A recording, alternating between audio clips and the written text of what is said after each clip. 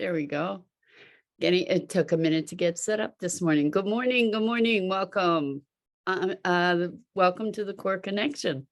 I'm Mira Rubin. This is the Enlightened World Network Facebook page and YouTube channel. Good morning. Good morning, Rosalind. Welcome, and welcome to everybody else who's joining us. Today's topic is generating the field. And what we're talking about is calling forth a field of potential for the things we want to accomplish in life, for our own growth and potential and expression. And it's kind of quantum magic that we're going to be talking about. So that'll be fun. But before we get started, let's take a minute or two to get present. So let's take a deep breath in through your nose and hold it. And imagine clean, crisp oxygen flooding your lungs, flowing into your bloodstream, nourishing all your cells, your organs, bringing vital life energy to your body and being. And as you exhale any tension, stress, negativity, fatigue. And now let's take another deep breath in through your nose and hold it. This time, imagine brilliant, bright light lighting you up from the inside out, illuminating, electrifying, and energizing all your cells, your molecules, your electrons, creating a brilliant beam of light and energy from your heart out into the world. And as you exhale any remaining tension, stress, negativity, fatigue. And now let's press our palms together, vigorously rub your hands together, feel the friction, the temperature, the pressure, the motion, and all the tickling and tingling when you stop, and allow all those sensations to bring you present right here, right now, into this remarkable physical form that enables you to experience life. Welcome, welcome, welcome. So, generating the field. I guess we get to first address the underlying assumption about there being a field at all. And it's not like there's a field. Maybe there are multitudes of fields, but when we're generating a new idea, or when we're even receiving a new idea, there's something to be said for ideas being in the field to begin with, and we pick up on them. And there are songwriters who have said, when they wake up in the middle of the night with an idea for a song, that they need to write it down and work on it right away, because otherwise somebody else will get it. And we're aware that there are concepts in science that have been developed simultaneously in different parts of the world or by different people that were unrelated, that it just happened that maybe this idea or notion was floating around in the field and a couple people picked up on it. So if we think about what is it called? The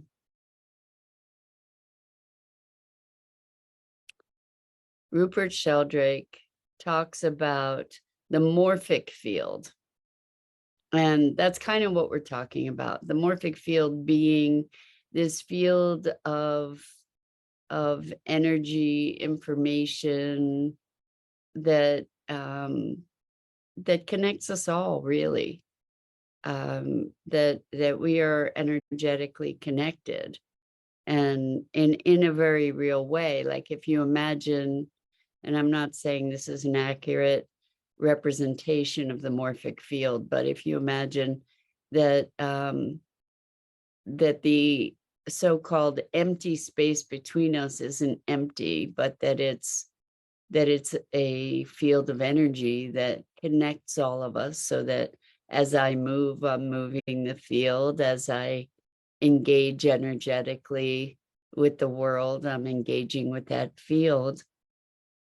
Uh, and that translates to a level of communication that is other than visible. It might be a stretch for a lot of us, but we get to play with these ideas. Um, so Rosalind says electromagnetic field can be measured around the body.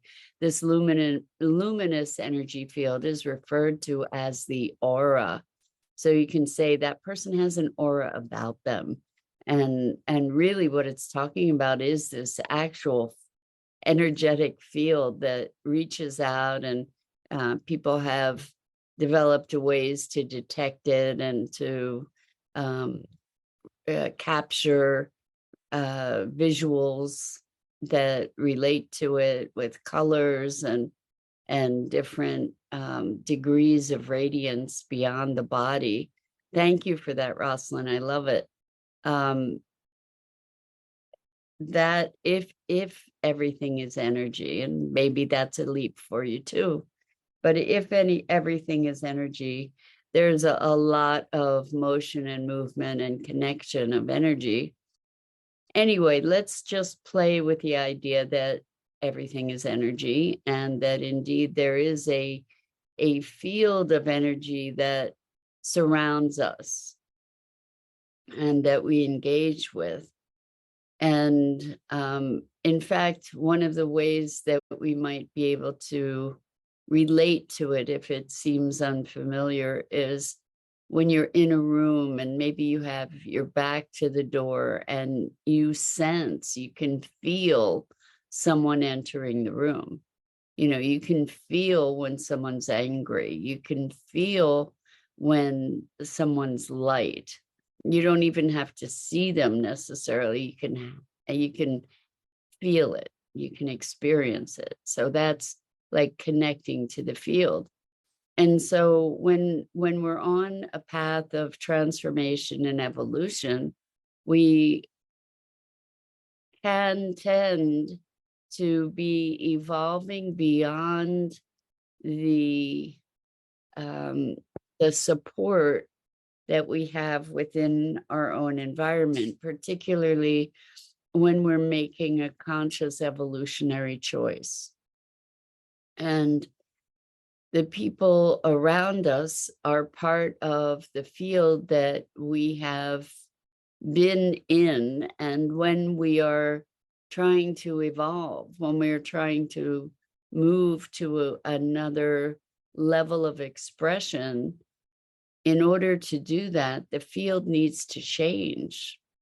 And what often happens is either we deliberately level up and we deliberately find new social supports that, good morning, Robin. Welcome. We're talking about generating the field that supports us in our evolution. So we may deliberately, actively cultivate new social supports, or people may just fall away as we move into our new level of expression, because the field that we're moving into is no longer a field that is attractive to those people. So it's interesting. This conversation came from an experience with a client that has been with me really like not even 4 months. It's hard to imagine. I think it's not even 4 months. Because I think this is their second, not their third cohort. I could be confused about that. But anyway, when we started together, there was this field of suffering, and the underlying assumption that suffering was noble, and fighting for the cause, rather than leading in a cause, for instance, was noble. And there was all this struggle and suffering and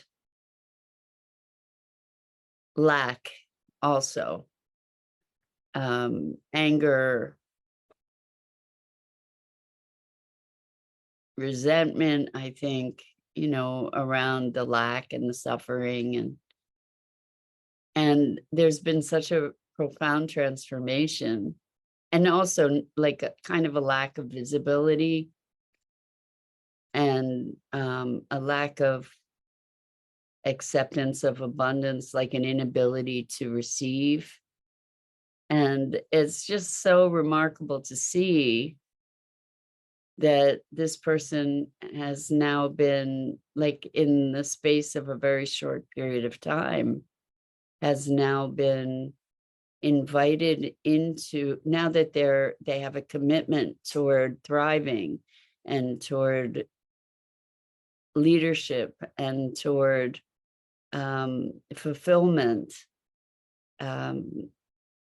that they have been invited into these other fields, these other circles, where it's another level of play. It's a different playing field. It's it's being invited into a circle of people who are highly engaged and impactful in the world, which is what this person is. And it's like this quantum jump. And in order to support the things that this person is up to in the world, it necessitates that they surround themselves with other people that are playing at that level. So the people that we surround ourselves with are helping to shape our potentials, are helping to create the context within which our potentials can be expressed. So if we're hanging out with people who are all down and depressed, or people who are concerned with superficialities and not with purpose and meaning, then if you are engaged with purpose and meaning, it doesn't resonate with the people that are surrounding you. And it's kind of like somebody used this analogy, that crabs that grab onto the crabs that are trying to climb out of the pot and pull them back in.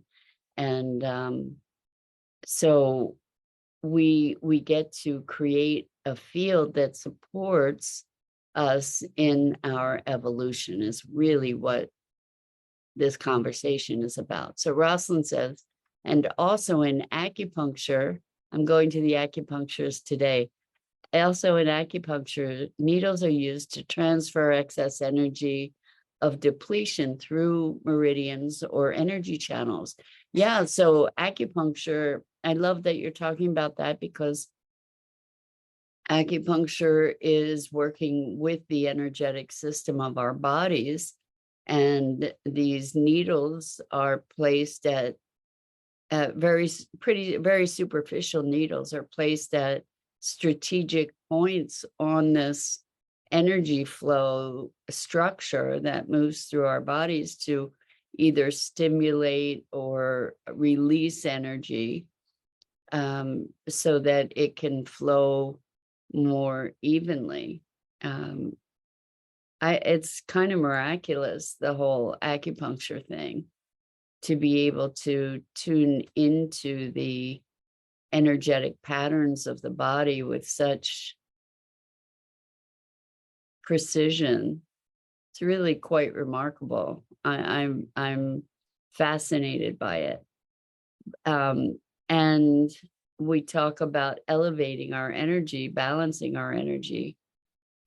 This notion of a field, it's like, as we generate an idea, as we develop an intention, as we put our focus on things, um, as we speak things out into the world, we're generating a field of potential and possibility. When we make a declaration about our purpose, a sense of purpose, when we make a strong intention, we're starting to create a field. So in 2017, I declared my ownership of this vision of the eco park that I've talked about with you before. And that has been my vision, purpose, kind of a North Star that keeps me on course, that creates the context or container for so much of my other activities and behavior. And in order to support that, I mean, there were people around me that when I spoke that, people were like, "You're nuts. That's never going to happen." And it's like the crab's trying to pull you back down into the crab trap, right? And so it was essential, in order for me to be able to move into the potential of that and start on the path in that direction, even though I didn't know what that path looked like. It was essential that I create a new field for myself that would support those potentials, where people would not just not say, "Oh, you're crazy and that's never going to happen," but people would be supportive of that vision and say, "Okay, great, let's see how we can make that happen." Or you might want to look at this and this, and to give me space to grow into the reality of that, to be building the strength of the field, the intensity of the field in such a way that this thing would come into manifestation. And it has been building over the last number of years. And what I did at that time was I went and got myself some coaches who were talking about different levels of expression and different levels of achievement and possibilities, and people that would be more supportive of the vision that I wanted to make manifest. And even though I did that, there were limits, where people were, where I felt harnessed. It was really, really quite interesting. So Rosalind says, so is clearing necessary before you can energize the field of potential? It's harder to absorb new if the space is filled with old ways of thinking. So that's really, Rosalind, what we're talking about is clearing the field, or maybe even displacing it, so that the things that might be impediments to that growth are replaced by things that are supporting it. So it was really interesting as I'm thinking back. I went into this coaching thing. I declared the eco park, and I also at that time had a vision of doing coaching, and what my heart was calling for was getting things moving with the eco park, which really manifested itself as the podcast, the Sustainability Now podcast, which has been the opening for meeting all these remarkable people and learning about all these remarkable things that are happening in the world. And in terms of sustainability, and being able to share those things and learn, and it's become the fertile ground through which the potential for this whole thing is growing. And I was being encouraged to instead set up the coaching thing first, and my heart wasn't there, and I was pursuing my dreams and feeling just as shackled and constrained as I had before, and I had to break out on my own, even in the context of these other supports, which I did. And then once Sustainability Now was established, then I was able to move into doing the coaching, developing the coaching practice in a more wholehearted way. It was more timely for me. Good morning, Bernadette. Welcome.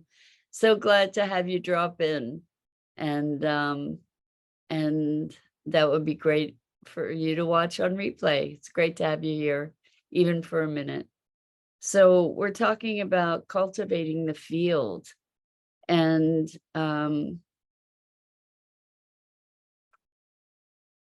if we look at things in terms of energy, the same old keeps us in the same old.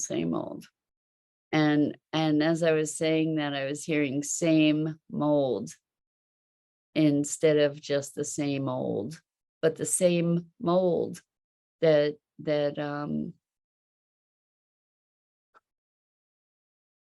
our habitual patterns, our habitual people keep us kind of in the same motion. And if we're looking to go beyond that to a different framework, we need to provide the supports for ourselves that will enable us to do that. And it's interesting because there are lots of people that say, when you have a dream, don't share it with anybody, because there are lots of dream killers out there. And I'm inclined to say, find the people that you can share it with who will help you nurture it. Because if you're holding that dream by yourself in an environment that would deny it, it can be very draining and hard to move forward through the denseness of that energy, that field that is surrounding you. So strategically, it makes sense to go find venues where you're going to gain greater support, find people who have a greater capacity for potential, for being outside the box, for making dreams come true. So if you're dreaming bigger than the box that you're in, you need to make it a bigger box, or get out of the box entirely, right? To be able to accommodate the dream and the vision. So this whole conversation about generating the field, and one of the ways that we can do that is by finding others who support us. We have so many resources available to us on so many levels. You could find social groups on social media to engage with if you don't have an expansive social support network, that where people are having conversations that are in alignment with where you're heading. So oftentimes we generate a field through our passion about something, and that field then becomes a magnetizer. It draws opportunity and potential. And so one example is, along with the sustainability stuff, and by the way, as I think about it, tonight is movie night. And for movie night on Sustainability Now, we're showing a talk by a woman named Temple Grandin, who is a renowned animal behaviorist, scientist. She is autistic. She's probably the most prominent autistic adult in our culture currently. And it is because of her autism that she was able to find new techniques and strategies for animal husbandry that that other people weren't able to discover. And this talk is called The Autistic Brain, and she's turned her attention to humans and autism. And it's a very, very enlightening talk about the experience of being autistic and the experience, the sensual, the sensory experiences and the different cognitive processing patterns. And it's very enlightening. And I invite you to come and join us. If you haven't registered for our email list, you can go to sustainabilitynow.global instead of .com, and you can sign up on our email list, and you'll get an email around 6:30 tonight that gives you a link to be able to register for movie night. So I've got a hair or something on my nose that I can't. There, we got it. Anyway, I was talking about creating the field. You know, we often have these situations that are coincidences in big quotes. Good morning, Dido. Welcome. Great to have you here with us.